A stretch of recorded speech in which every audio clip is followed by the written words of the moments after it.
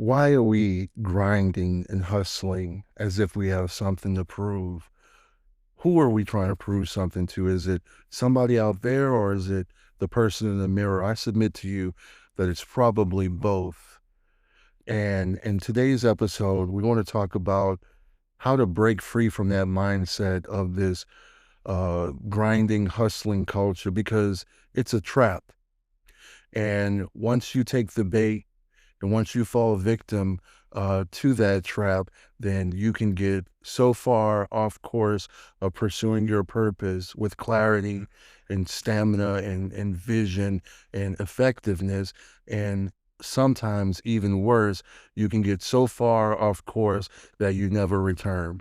And game's over once that happens. So today we want to talk about what to do to prevent that from happening, what to do to break free from that mentality, and how to get back on course, how to pursue your purpose once and for all, finally, and without constantly going back and forth. A double-minded man is unstable in all of his ways. So we want to be of one mind. And that one mind is that you are here right now for a specific purpose for this time, for such a time as this. And we don't want to waste time. We don't want to squander time. We want to stay on purpose. So let's dive into it. So the biggest trap that I have experienced, that I've witnessed personally and through study of other people in other scenarios, one of the biggest traps that are set for us is to get us to a place of doing more, performing more, giving more, having more. Because what happens is the more you do, have, strive, perform, the weaker, the more tired you become. And particularly if what you're striving for is beyond the scope of your purpose, then what you're doing, in essence, is striving for something that is usually not even in alignment with your purpose, but we think it is. And so we're tired and fatigued with no fruit to show from that fatigue. It's as if, you live in a certain climate and you want, I don't know, you live in the frozen tundra of Alaska and you say, I want watermelon. I want to grow watermelon. I'm going to plant some watermelon and I'm going to labor to plant these seeds and water it and do the whole shebang. And then weeks and months go by and no watermelons show up. And then you curse the watermelon or you curse the ground. But in reality, you were putting a lot of energy and effort into something that was not meant for you. Does that mean watermelon's bad? No. Does that mean you're bad? No. Does that mean curse this soil? No. It's just we've got to be very mindful of the work that we're putting into something. Is this for me? Is this a part of my purpose? And so oftentimes we get so fatigued from pursuing things that are not in alignment with our purpose, and then there's no fruit, and then we get fatigued. Once fatigue happens, frustration is usually visits us a short time after that. And then once frustration is married to fatigue, then what do? We hit our default button. And I speak about the default button often because it is it's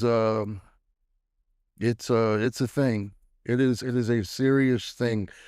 So recognizing what your default button is crucial as we endeavor to pursue purpose. So all of us have propensities.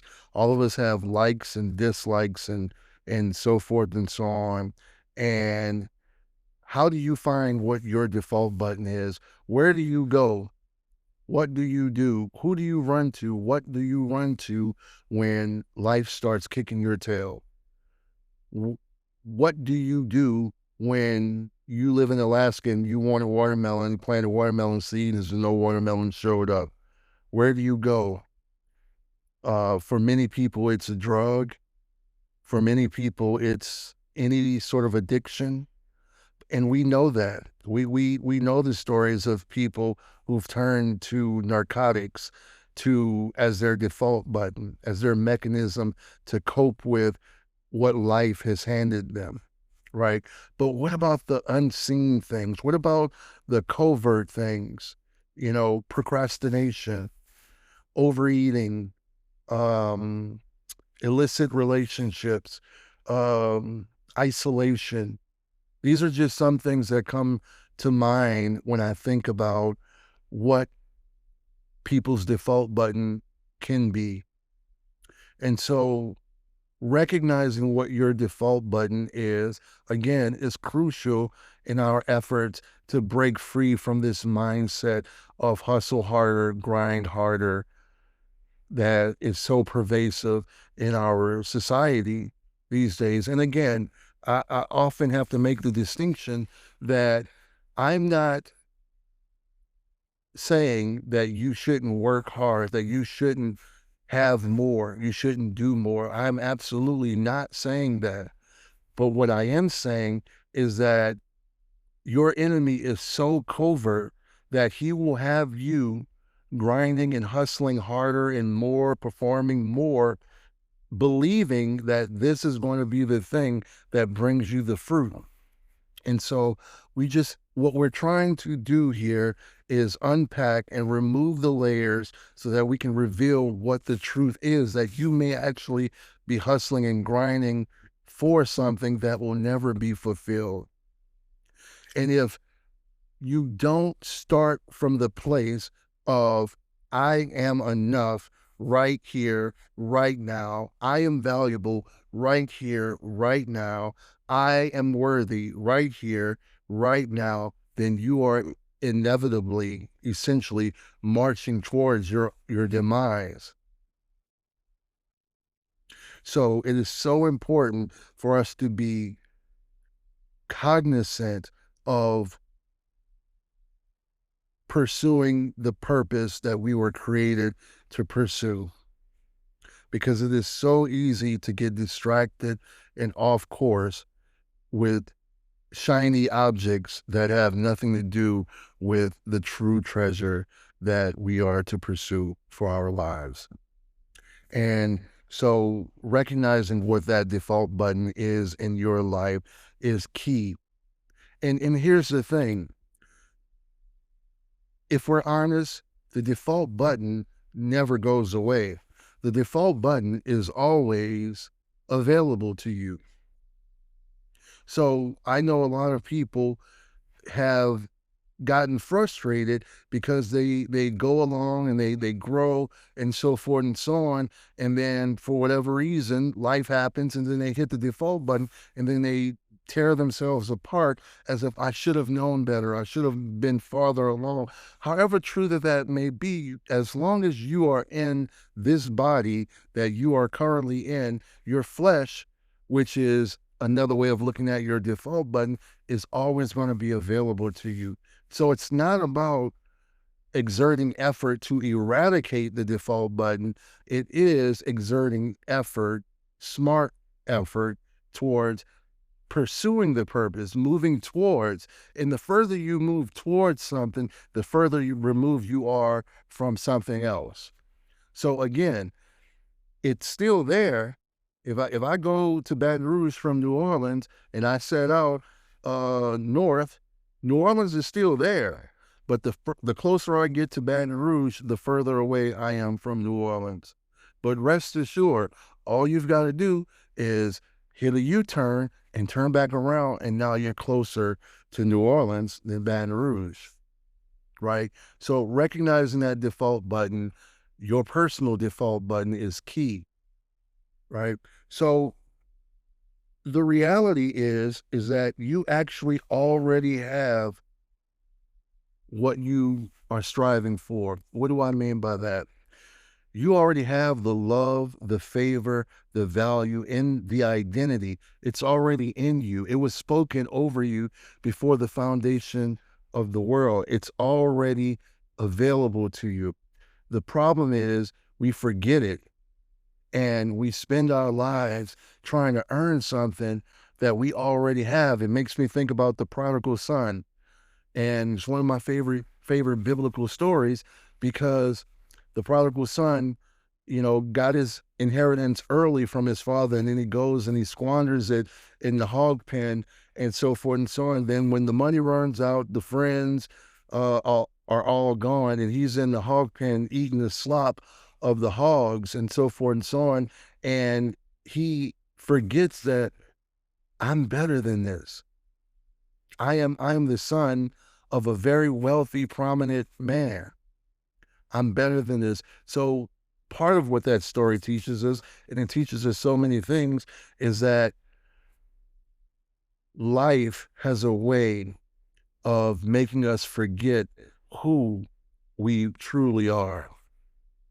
And so we've got to be mindful that we don't allow ourselves to get to a place where we have done so much and removed ourselves from our truest identity that we forget that we already have what we need, which is our value, our worth. It's already embedded within us, but life has a tendency to make us forget.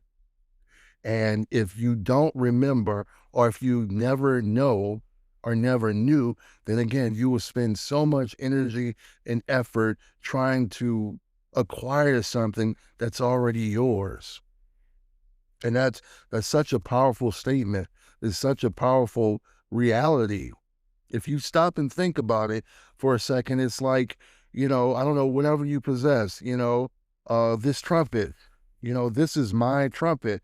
If for some reason, it's in the hands of somebody else, or if I leave it, God forbid, at a show or something, and then I go back and I say, okay, I'm sorry, I left my trumpet here. Let me just go ahead and get that and be on my merry way. And they say, no, this is not your trumpet, sir.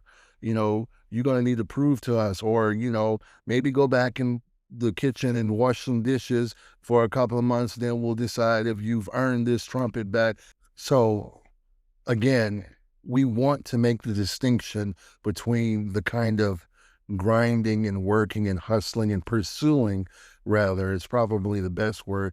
We want to make a distinction and make sure that we understand that we're not denouncing all effort.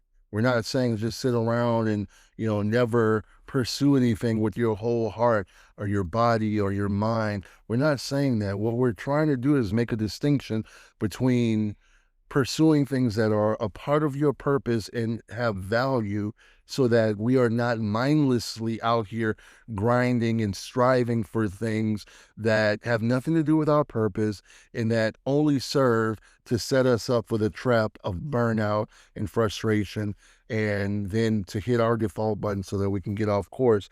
And so we also want to make this distinction between rest versus grind. So rest is power. And that's something that has taken me years to understand, the power of rest. And, you may think about that and say, well, wow, no, rest has always been easy for me. Well, that's good for you. But for me, rest has been something that evaded me for many, many years because I suffered from this notion that I had not done enough. So I was grinding and hustling, trying to fill that void, and rest was like a luxury to me. And I'm here to tell you that rest is not a luxury. Rest is necessary. Rest is power. And rest is the essential key to making sure that you're not vulnerable. Rest is a part of the strategy that we can use to make sure that we're not susceptible to the traps that are set up for us, that are tailor-made for us. Usually the entryway is fatigue. And so rest is power, and striving makes a lot of noise. Striving is loud, and it's showy, and it's just busy. Striving is just busy. And purpose moves differently, right? So purpose is quiet. Purpose is focus. And so we want to make that distinction because striving is just loud and rambunctious, but purpose is efficient and oftentimes quiet or softer. So we want to make that distinction, and learning the difference between what striving looks like versus what pursuit of purpose looks like is crucial and essential in helping you stay on course. Because again, what we're talking about is knowing the propensity, knowing our personal propensities, so that when we can see and sense that we're getting off course with our purpose, that we can know what to do to get back in order, back in alignment with our truest purpose. And so that's what we're talking about right now. What are some practical ways to reset and walk in truth? So, again, most things, most people that are noisy and rambunctious and all of these different things, that is a sign that that's not usually, because when we're led by the Spirit, the Holy Spirit is a quiet, soft voice. And again, we're not talking about personality. We're not, God gave all of us different personalities. So I'm not saying that if you're quiet, then yeah, you're on purpose. And if you're loud and gregarious, then you can't be on purpose. That's not what I'm saying. But silence and moving in silence and having daily reflection, daily prayer is one of the things that we can do practically to make sure that we're staying on course of pursuing our purpose, right? So we need to quiet our environment sometimes so that we can gain clarity. And if your environment, whether internally or externally, is just noisy and rambunctious all the time, then you're not going to hear the subtle voice that says you're getting off course. Or even you are setting yourself self up for a trap. Watch out for that, right? So quieting our environment internally and externally is something that we can do daily to help us stay on the course of pursuing our purpose. And you have to surround yourself with people who tell you the truth. You have to surround yourself with people who tell you the truth. But here's the key. They've got to know what your purpose is, or at least have some idea of your purpose. And again, your purpose is not in what you're doing. It's not your job. It's not, what project you're working on. All of that is the fruit, or all of that are expressions of your purpose, but your purpose is probably very simple. And so you need to surround yourself with people that are truth sayers who can remind you of your purpose. And in their efforts to do that, sure, they can guide you and counsel you on very specific things that are happening in your life right now. But the core purpose of who you are, who you were created to be in this world, that's the truth that I'm talking about. So you need, and it's usually a small group. It's not, if you're finding that this group is, quite a few people, then I submit to you that you might need to rethink that. So I'm not going to give you a number and say it's got to be this amount of people or it can't be that amount of people, but know in your heart of hearts that the people that you trust in this are people that know your truest identity, and surround yourself with those people. These are all things that we can do to make sure that we're staying on course while we pursue this purpose in our life. And you have to, this is key. This is key. You have got to make sure that the voices that you're listening to are also in alignment with your purpose. So we've got to take inventory. All of us are shaped. Our lives right now have been shaped by the voices that we have heard, and most important, the voices we've listened to. And oftentimes we don't even recognize that we're listening to certain voices because they are either that covert or it becomes our norm that we don't even recognize that this was never our norm. We just adopted it for so long that we have been duped into thinking that this is our norm. So it is so important to audit the input. It is so important to have boundaries set up that I don't know how else to say this better, so I'll just say it the way I hear it. Uh, can't just anybody, come in your sphere and your space and just say whatever, whenever, however. That's probably not the most eloquent way to say that. And let me see if I can say it better. We just have to create boundaries so that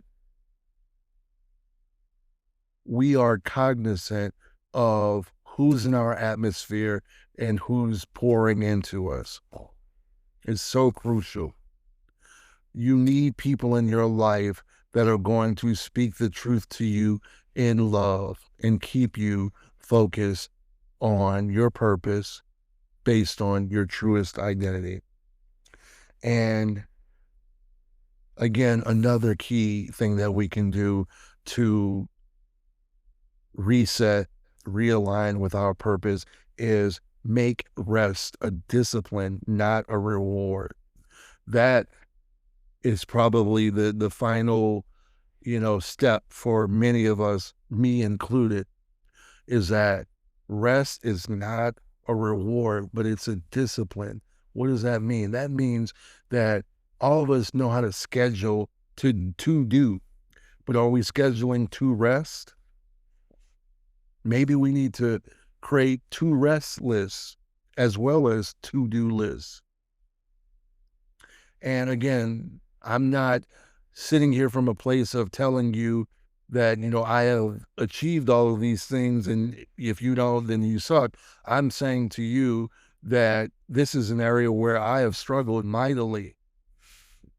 So making rest a discipline, adding rest, mindful rest in your life. I really, as I'm sitting here thinking about it, I feel like that is the telltale sign that you are no longer striving, that you are no longer trying to use things and people, places, and circumstances to validate you, right?